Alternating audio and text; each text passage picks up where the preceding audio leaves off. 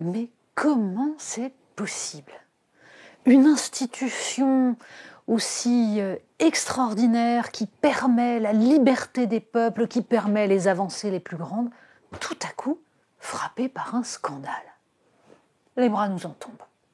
Donc il y aurait au sein des institutions de l'Union européenne des gens qui se laisseraient corrompre.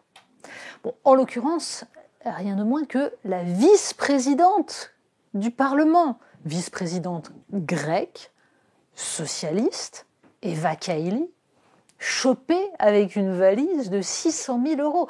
Ça n'est quand même pas rien, c'est bien, c'est fait à l'ancienne. La valise de billets, d'habitude on ne voit rien, ça circule sur des comptes, c'est numérique. Non, là c'est du vrai, c'est du bon. Et puis, le nouveau secrétaire général de l'international syndical, tout de même. Là non plus, on ne tape pas dans du menu fretin. Et alors, le plus délicieux, tout de même, c'est que parmi les gens mis en cause, par la police belge, attention, pas du tout par les instances de régulation des institutions européennes, non, qui sont passées complètement à côté des choses. C'est donc bien la police belge qui a mis au jour ce qui serait un scandale de corruption absolument énorme. Et donc, parmi les gens mis en cause, Pier Antonio Panzeri, qui dirige une ONG dont le nom est assez délicieux, Fight Impunity. Il y a aussi une autre ONG mise en cause, No Peace Without Justice.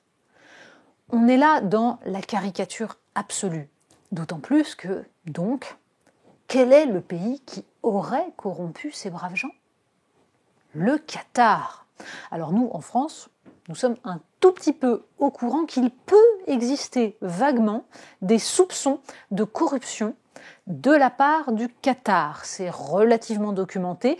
Il se pourrait même que, pour ce qui est de l'attribution même de la Coupe du Monde, peut-être, sait-on jamais.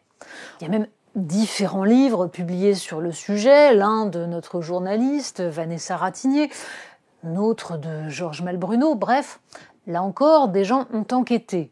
Et de fait, l'argent du gaz qatari peut parfois se retrouver sous différentes formes dans des poches.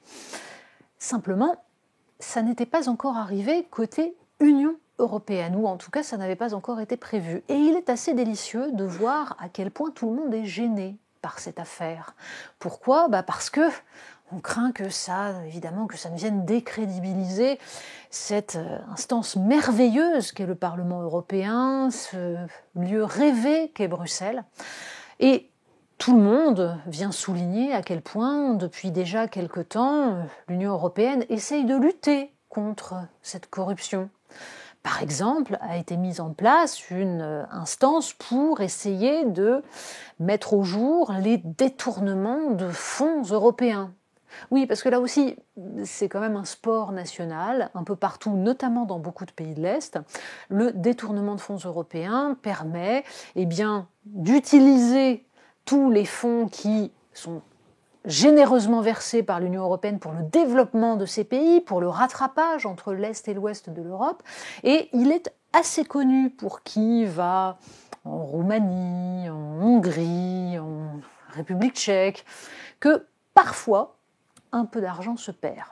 Les contribuables français et allemands s'en réjouiront très certainement, mais de fait, cette belle aventure qu'est l'Europe est visiblement à ce prix.